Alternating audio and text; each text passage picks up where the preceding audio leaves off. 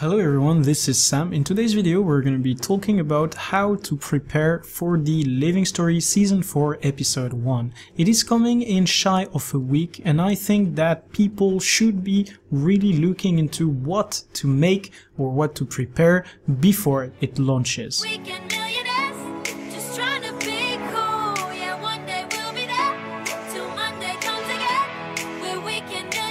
So I'm going to be making this video as a list, kind of like a top 5 of the things that you should be doing. And first tip will be that the new Living Story probably means new stat sets or at least consumables. So that's something that we have seen in the Living Story Season 3 so far. And I think that you need to be ready to jump on that train as soon as possible.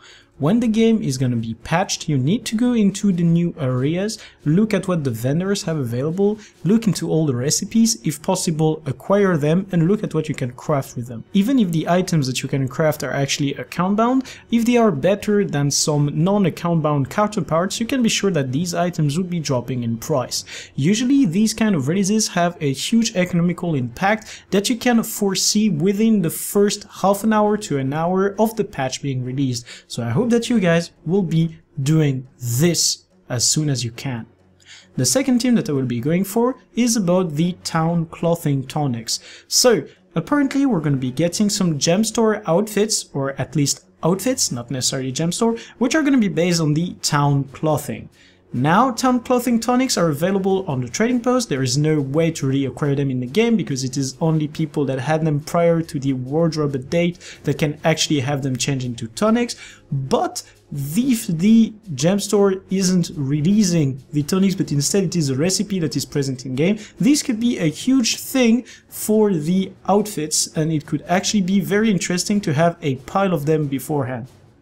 Now, I am not saying that it is a good idea to invest heavily into the town clothing tonics, but it is something that you should keep in the back of your mind and look into as the patch releases. The third team that I am going to be going for is about the new raid. So today the new raid has been confirmed by Aaron and Ed, and we are having just a little week to prepare for it.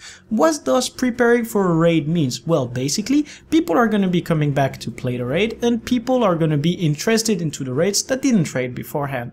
What that means on an economical standpoint is that these people will probably need to acquire some new gear, so you can be looking into LG mosaics, stat swapping, and crafting materials such as tier 6 leather, and you can also be looking into raid consumables. If you have no idea what raid consumables are commonly used by the raiders, you can have a look at any website from a top tier guild such as Quantify, Lucky Noob, Snowcross, and all the other guilds that have websites on which they publish builds. This is a good way for you to grab hold of some consumables that are going to be used in raiding, in the hopes that the price of these will be rising as the patch hits. The fourth tip that I am going to be going for is once again about the raids. People are going to be going for the raids, which means that you should really be looking into any kind of price hike that will happen during the patch.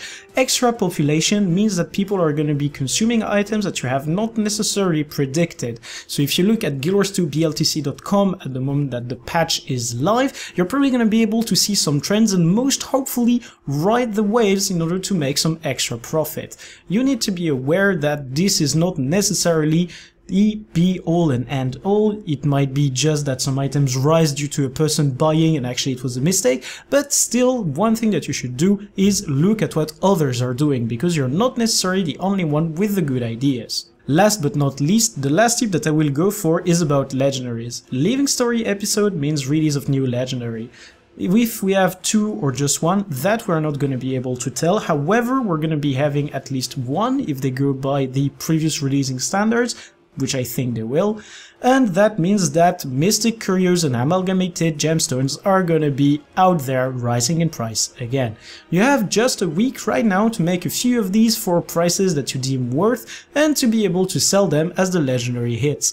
As a reminder, the legendaries that are remaining have some of the most sought after and expected in stock. So we're talking about the Greatsword, the Dagger, the Longbow if it is any of these. The price of Elderwood, Mithril, Mystic Curios and Amalgamated Gemstones is going to be going through the roof.